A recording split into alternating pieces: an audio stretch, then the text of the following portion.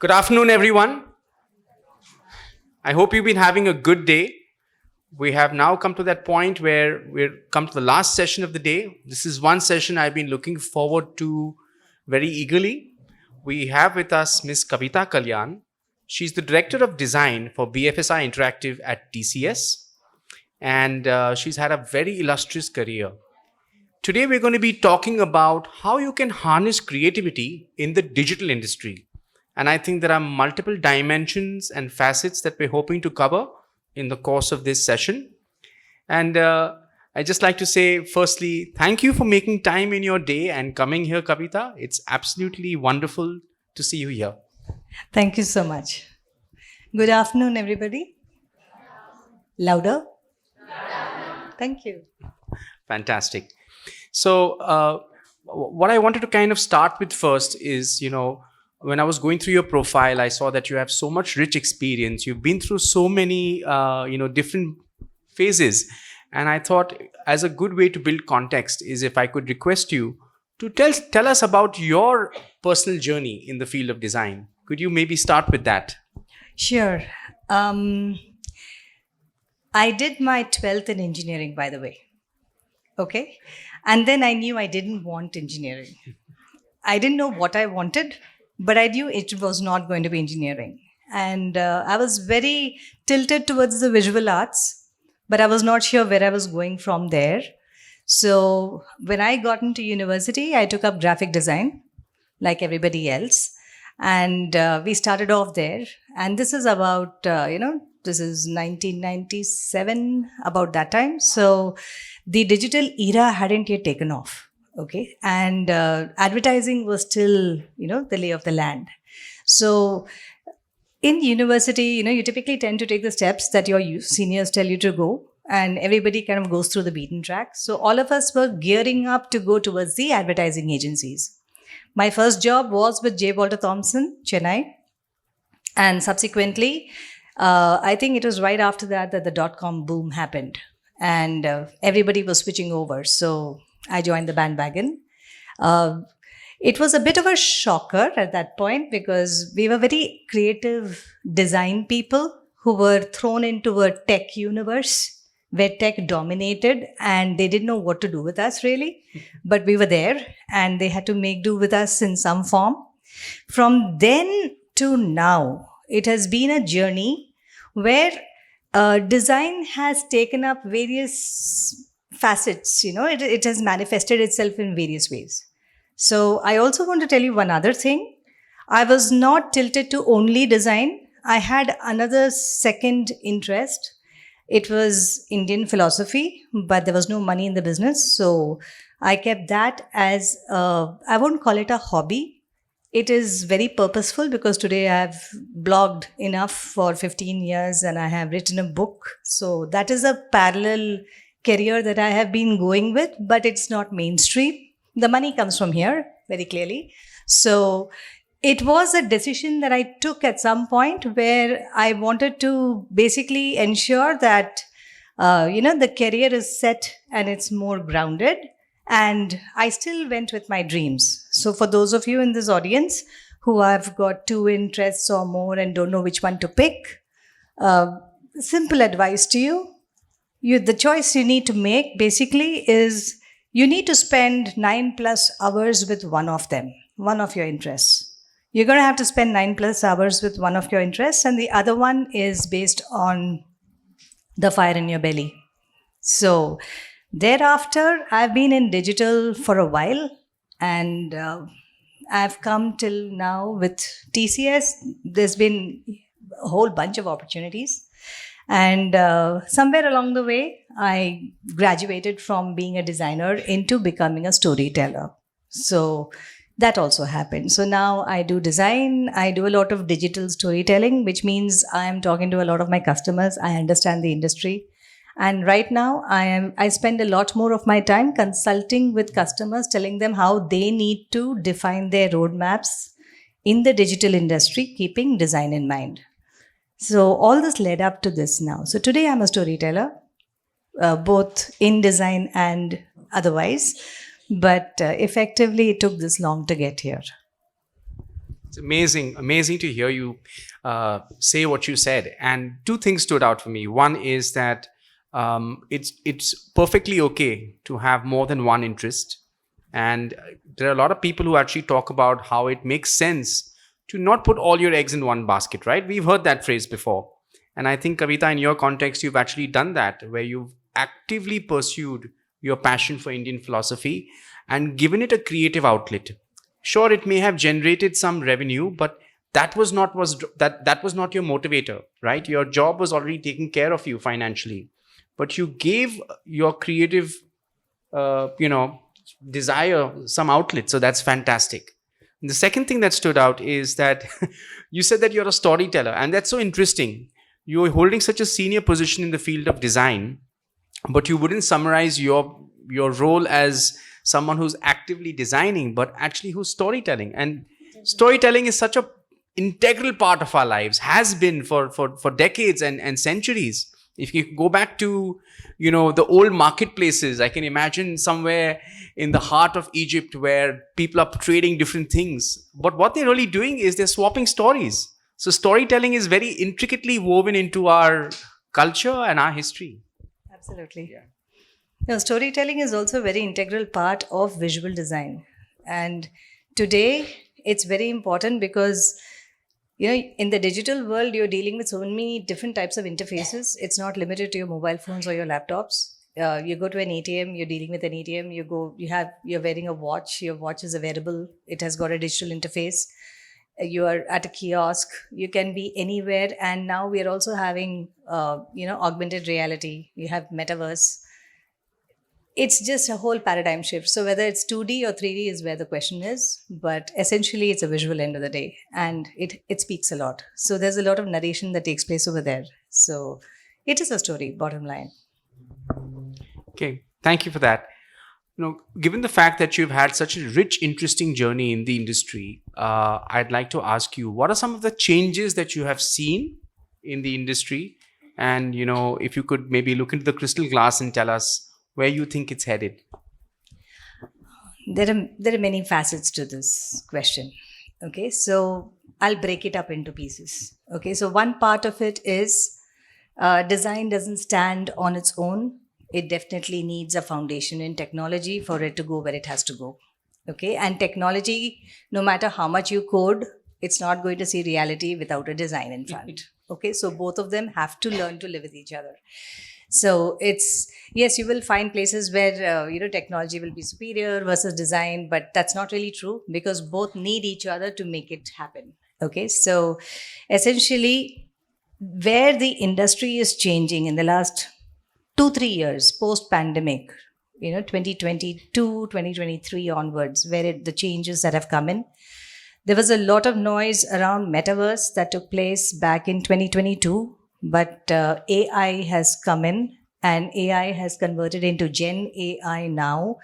And of course, it has, sent shockwaves through the whole digital industry. And there was this whole fear of my job is going to go off and all of that. But no, we have somewhere the dust is starting to settle. So from the technology standpoint, it is not about anybody's job getting taken. But yes, there is room for automation. And see, it's a journey that you're going to take. The digital industry is trying to ensure, all of you are on Instagram, all of you are on Facebook, social, all of it. So I guess you guys understand personalization to some extent. May not be in a structured way, but you probably understand it, just by interacting with these applications. So personalization is a big deal. And that goes into omni-channel. I would suggest you write these words in case you want to Google later. Personalization takes you into omni-channel. Omni-channel basically enables any company to be accessible to you across any digital interface that you choose. And what I mean by that is, it's not just that you can access them through that interface. It's not just a desktop application versus a mobile application. It's even your data is being shared across all of this. The best example is your OTT. You see Amazon Prime, you see it on television, then you move to your phone and then you come back and then it takes off from where you last left off. That's an exact example of omni-channel. It collects, the data is already there. So you just continue from where you last left off. So omni-channel is another space where it is being improvised a lot. When I say this, what I basically mean to say is the entire digital industry is broken up into B2C, which is business to customers, B2B, that is business to business, and B2E, which is business to enterprise. I'll stop here for now because it starts getting more complex after that. But essentially, what's happening is everybody is moving into an ecosystem of design, okay, design and development. So the ecosystem is like, just to give you an example of what you are getting into, okay, when you are booking a ticket in Clear Trip or something, your journey doesn't start and stop with just booking that ticket. Then you go check in. Then you go to the counter at the airport. Then you're going to go to the gate. Then you're in transit. Then you have in-flight entertainment. You probably have lounge access. Then when you're in transit, you can shop. And then again, you're back in the aircraft. Probably, you're taking you're going two journeys to reach your destination. And then you finally reach. So it's not just one application that did the job there. There are a million applications working simultaneously to make sure that you are taken care of. So it's not just booking of your ticket. It's also check-in of your ticket. The ground staff has to take care of you. Then the lounge access has to be provided depending on which tier of loyalty you are at.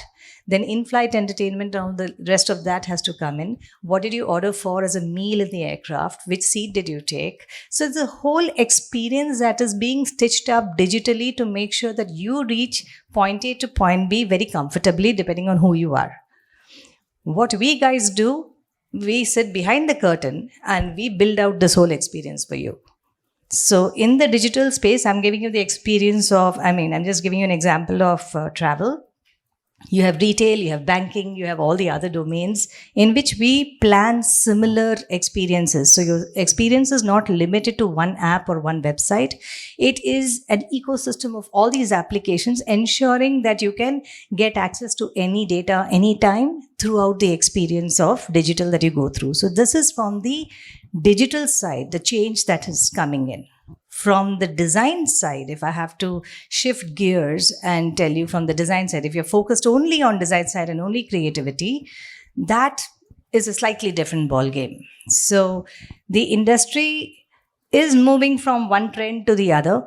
There was neon colors was in trend before, typography is in trend now. But what is really standing out these days is two clashing ideas. On one side, you have minimalism. For you to understand what minimalism is, you can look at Apple, you can look at Airbnb. These are some of the best sites that give you the idea of minimalism in design, where everything is white except the brand. And that's how you know that your interaction with the application works with the brand. So minimalism is there on one side, but maximalism is also there on the other side. So say, for example, you take a brand like Coke, okay? Coca-Cola is not minimalistic at all. They actually bring if you look at their imagery, it is a combination of surrealism and maximalism. So it's very garish in comparison to minimalism, which is all white. But both work very well in the industry today. So from the MarTech perspective, MarTech is basically marketing technology, right? So from the marketing perspective, by the way, that's a big boom right now in the industry. Marketing is taking off big time with Adobe coming out with Firefly, and there's a huge war out there. So with MarTech coming in, you have this kind of a design evolving right now. This is one part of it. I'm talking about it from the creative aspect. So you can either be all minimalistic about it, or you can be all, maximalistic about it. So both sides work. But while this is going on, they are also becoming very conscious about globalizing the whole design, which means you're not just designing because you like the way it looks. You're designing to be inclusive, which means you're designing for different types of audiences across the globe. So you can't keep going back to that Caucasian looking guy. You can't keep slapping that picture everywhere. The blonde guy or these classic ones they have. You can't be doing that. It has to be inclusive, which means you're trying to bring in globalization. You're trying to include all sorts of different types of races because the brand is trying to be inclusive, and that's very important for your customer. The customer for whom you're designing the applications, he has to be his brand has to talk about inclusivity, which means when you're drawing illustrations, you can draw a Black American, you can also draw an Indian, you can also draw a white, you can draw anybody, but they all have to come together, on the screen. So your illustrations have to extend to bring in inclusivity, and it also has to be accessible.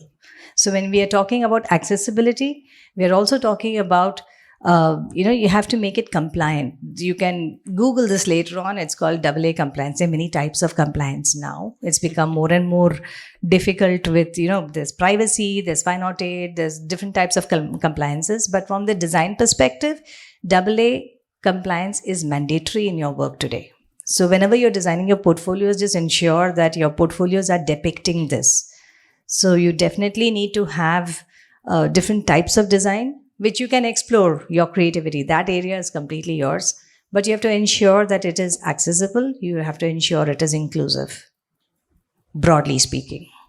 If you tick these boxes right now and keep looking at the internet, what are the latest trends 2023, 2024, you'll get enough answers on the internet. There's enough data out there for you to look at and understand how you need to be in sync with the times when you're designing. So it's very simple. Any questions? I think there was a lot to digest. And, I'm just kind of really absorbing the different points at which you touched on, the different points that you brought up. I think it was so interesting. I think you gave a very rich, wholesome answer in terms of the changes that have happened in the industry. One more. Yes, please. Sorry, there's one more thing you need to worry about. Just remember. You also need to make sure that your design is sustainable. Now, I know that's an abstract sentence I just said. Sustainability from the design perspective means that dark mode is in. Light mode absorbs more energy. Dark mode absorbs less energy. Make your design in dark mode. You save up energy. Simple. So sustainable design is basically using dark mode in your design palette. Now I'm done. All right. Talking about sustainability, I was just reading or seeing it on the news rather, that a simple Google search consumes 0.3 watt hours of energy versus for Chat GPT to kind of give you a response to a query that you've typed in, it takes 2.9 watt hours. So obviously the consumption of energy from generative AI is far more than search. And therefore, what the people who are basically saying is generative AI has got good use cases, but please use it intelligently, because every query is, consuming energy. And to sustain AI, today data centers themselves have become a lot more sustainable. Going back a couple of years back, you would look at data centers, they were really power hungry centers. Nowadays, people are making self-sustaining data centers, using solar energy to power data centers. Still, having said that, AI is consuming a lot of power. And going forward, countries and economies will really have to think about how they deploy their AI solutions to become more sustainable. So the point you talked about, design and sustainability, also I think has other ramifications. Okay, I wanted to ask you one more interesting question, Kavitha.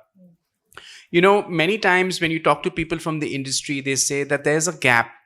So as a student, you graduate with certain skills and then you join a company.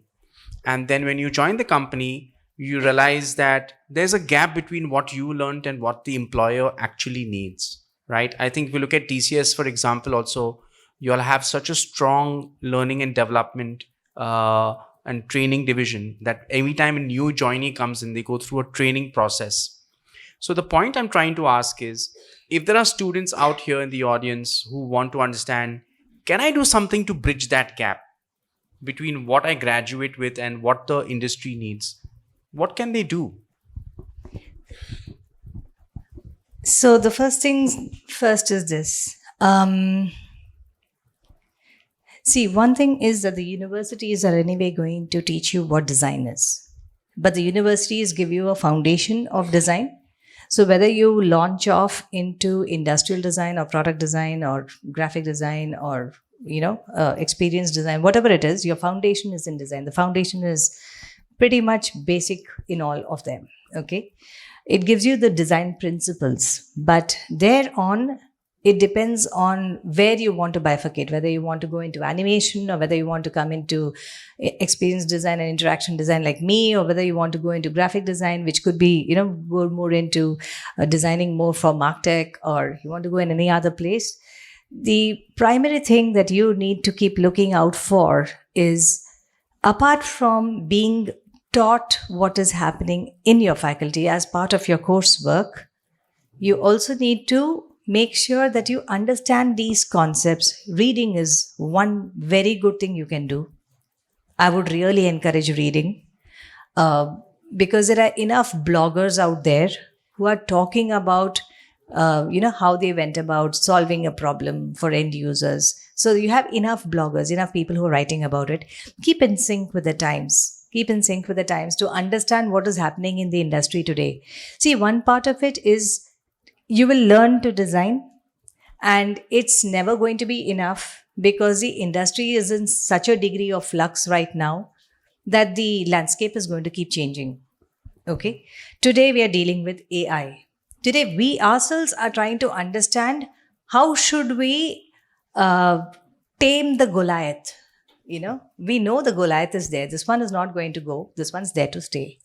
We are trying to understand how to tame it and how to make it useful to us, because the thing is, if you don't keep an eye on it, it can go totally haywire. And you won't even know when it went south, because currently the AI models, the language in which it speaks is so beautifully grammatically correct that you don't even know where the mistake is. You will buy anything ChatGPT throws back at you. And you're not even going to curate it because you think ChatGPT is right, but ChatGPT may not be right. So one thing I would really recommend, please don't go to ChatGPT. Stay away from it. Your gray cells are still working. You don't need the ChatGPT right now. Okay? We go to ChatGPT when we don't want the gray cells to work, when we want to automate stuff, right? When we want to automate something, that's when you go to that, not otherwise. So my suggestion to you all is, when you go into faculties, when you go into universities that teach design, you're going to end up with courses that are focused as you giving an individual contribution versus courses focused on you being part of a group where you have to work with 3 or 4 other people and, complete that assignment. When those kind of assignments come where you have to work with 4 others, the thing that happens there is the assignment is not wrong. The assignment is logical, but there are 4 of you looking at 4 parts of the elephant. Nobody sees the whole elephant, right? So you might want to take that additional trouble to know what the other 3 are doing, so that you get the complete picture of the elephant and now you know what you really learned. Whereas if you did only your part, you won't get the rest of the story. You will lose it, right? So I have seen that in universities, they are doing some assignments which are group related. And while the assignments are good and creative, you get only one part of the whole pie. You don't get the whole pie. So it's important for you to do that extra mile to learn the whole thing. And get the basics in order. Understand what the industry is doing. There are many terms I can just throw to you right now across the floor and tell you, just go through this and start here, So there is, there is one problem that you will be faced with, is that the whole digital industry is also maturing. It has matured and is going to a totally different level. And you are starting your journey right now, which means there's that much learning you have to come tuned in with, right? And what we are trying to do from the industry perspective, we are trying to work with universities to ensure that the faculty themselves are educated. So I'm also working with universities to make sure that the faculty teach you the right thing, apart from you trying to learn it yourself, because finally when you come to us, we still have to train you. There's still 6 months to a year of training that we have to do before you are completely deployable in a project independently, which means I'm not watching what you're doing. I'm not coming and micromanaging you, right? So for you to cross that 1 year, you need to be very vigilant of what's happening around you and not limit the education towards what the university is teaching you. They'll give you a foundation, but I would also suggest that you read up and you try to understand what it's attempting to do. And if you can gather a couple of your friends and just work along with each other, you learn together. It will help. So proactive learning is needed, because if you leave it to the faculty, see, the faculty is also learning. Okay, the faculty is also trying to understand what to teach. We are not such a well-oiled system like engineering, where everybody already knows everything and it's just the next step from here. Design is evolving compared to engineering, and just because some guy called Steve Jobs somewhere did something and changed all our lives, all of us are now coping with it. So we now have to work with digital interfaces. It's a very exciting business, by the way. I've been in this field for 20 plus years and I'm still learning. Now AI has thrown something at me, so all of us are sitting and figuring out, okay, now what do we do? So there will always be some technology that will come and shake your apple cart. So we have all learned to live with ambiguity. You will figure it out. But for you to get started, get your basics in order and read a lot. You need to read a lot of blogs on UX, and keep looking out for information that is up to date, that you are in sync with, and that has to reflect in your portfolios, by the way. It's not just about reading and just being happy about it. It has to reflect, which means application. There is an application of the reading that happens in your portfolio. So I would really suggest that basic stuff, try to understand what double diamond theory is. If you want to write these keywords, happy to give it to you. I mean, just Google these, understand these concepts. If you're interested in design in digital, learn double diamond theory. Just read up what agile methodology is. You're going to be dropped into an ocean the moment you come. You better be familiar with what's happening around you. So agile methodology will help you. Double diamond theory. Have you guys heard of heuristic evaluation? Okay, great. Try to figure out how to work with that. Usability testing, I'm sure you would have already been familiar with. And competitor analysis. If you get these 3 things going, how many of you are familiar with card sorting? 1 in a million. Okay. 2. Okay, card sorting as well as information architecture. These are all different types of UX methodologies which are very evergreen. They were evergreen before, they're evergreen now. I won't push you towards design thinking because that is more psychological, not as much design. So the whole thing is, some of these things are initially psychological and then they convert into design. So that there is some psychology that comes with it. So if any one of you is doing psychology right now, good for you, it's going to be useful. Don't worry, you're not in a different field. It's a combination of things that we bring together. So actually speaking, you're doing a combination of psychology and design to come out with an outcome. So just be familiar with these things. This will help you. So at least this basic thing, if you can show it in your portfolios, at least you'll be guaranteed a job. After that, we'll see how much to polish up the diamond. Awesome. I think you gave a really good answer to this one. And I remember reading somewhere that great knowledge resides in great books and great teachers. And in the context of the digital sphere, please learn to distinguish between influencers and thought leaders. You may have influencers within a particular domain, but they may or may not be an expert. You're far better off following and learning from a thought leader. And typical, things that you'll observe in thought leaders is they've got really good industry experience, they've got a really large number of followers, but they're not just producing well-polished and cool-looking videos, they're really producing thoughtful, insightful content, which is adding value to the community. And those are the people you should be following on different platforms, maybe on Twitter, maybe on LinkedIn, depends on what you can choose, it's up to you. But learning from thought leaders also exposes you to new concepts and ideas. I think, Kavitha has already covered some fantastic concepts here. I'm sure many of you have taken notes and want to go back and learn a little bit more about these concepts. It'll only help you. And having a learning attitude is so important. So thank you for that really nice response again, Kavitha. I really enjoyed listening to it. I wanted to ask you, uh, in the context of how the world is changing, are there specific design or art disciplines which are now more enmeshed in technology and digital industries than they were, say, several years earlier? What's your take on that? No, they are very. So the thing is, let me put it this way. The reality on the ground today, is our customers, they don't just want design, they want value with the design. Okay, so basically what it means is they want to know that what we are designing or what we are doing is actually working for their customers, and there has to be an outcome to that, right? So this is where engineering and design comes together.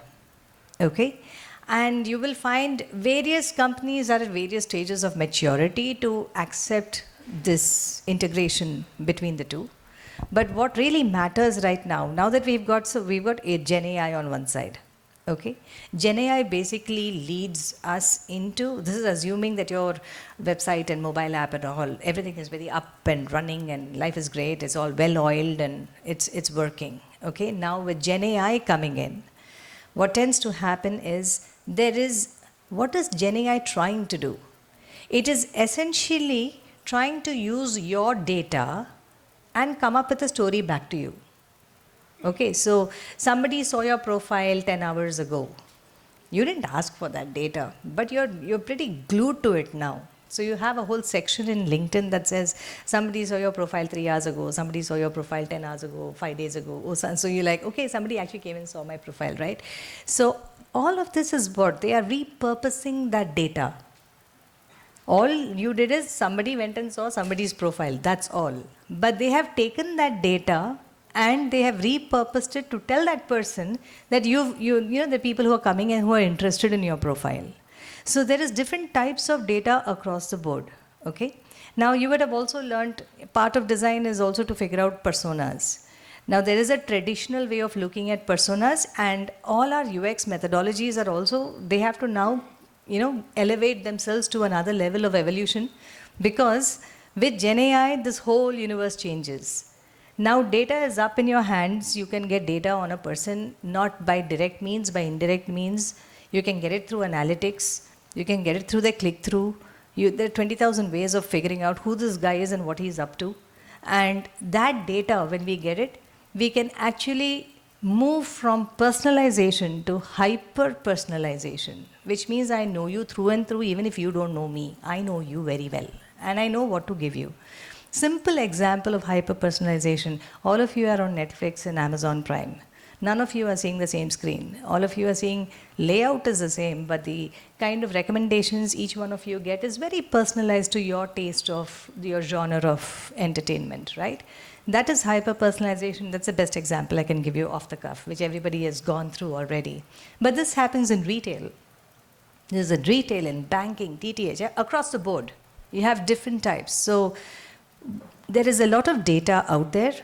All our customers are sitting on 10 years, 12 years of, or more, 20 years of data. All of them are trying to repurpose this data and make it useful to the audience. So it has to be consumable to you in a language that you understand as an end user.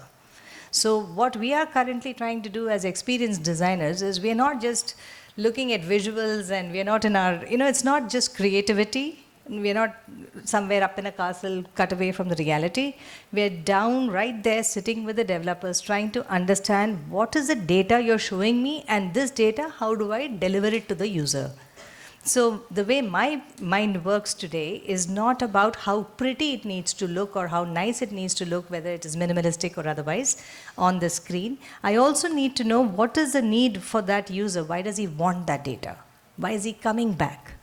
What will bring him back? What will keep them sitting on my site longer? That's where the value is, right? They need to come back to me 10 times more. So I would basically look at the kind of data that you have, and I'll repurpose the data to go and display it to you in such a way that you will want to come back. So that comes down to the nuts and bolts of the actual work that we do every day. So we need to sit down, technologists and us and business, and we have to basically chalk out, okay, so what do we want this user to do? What is the digital narrative we are trying to draw out?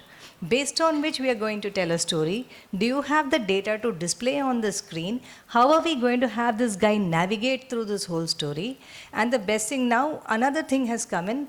All of you are used to chat GPT, but there are a lot of other types of chat assistants, Gen AI chat assistants that are kicking off simultaneously. So we are trying to see how the chat assistant can be an additional way of basically trying to ensure your customer journey comes to a logical end. So it's not just that you went through a mobile device or you went through a laptop or through a desktop application or something. The chat assistant is there across the board trying to ensure. So you went to Amazon, you added something into your cart, you forgot to check out, you went away. That chat assistant will come after you, nudge you 3 times and say, pay for it, finish off the transaction. So you haven't paid a bill, your banking account, you haven't paid your bill, your credit card bill is due. Chat assistant pops up to tell you that. So there are various ways in which we can use technology to ensure that you are constantly entertained or you're constantly, we are connected very closely to you. Thank you. We are constantly with you and we ensure that, you are always nudged and you know that you have to complete that job. So from a designer's perspective, it is very vital that that customer journey comes to a logical conclusion. That's your job. Whatever it is, you can't drop that guy midway. So you have to ensure you started at one point, you went down 10 pages, you have to finish at some point. So this whole journey has to end logically. So if he did it through the chat assistant, bring him back. Just because he went off into a video call doesn't mean we've lost him. We have to route him back here. So you use whatever you want, Gen AI, technology is at your doorstep. Figure out whichever it is and you bring him back. Our job is to see that that customer journey ends, start to finish, the job is done.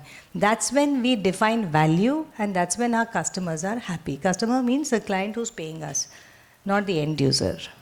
Okay, so I hope I answered that. Yeah, absolutely. And, I think there's so much that you have exposed us to today in terms of what is happening, what we can expect. And really, one thing that's absolutely clear is that there's an ocean of possibilities in terms of what field you can choose to go deeper into. So keep your mind open, let yourself be open to learning things about different facets, different domains, and then go deeper into one domain depending upon what you're interested in. I think it's been a fantastic discussion. I'd like to give our speaker a big round of applause. Thank you.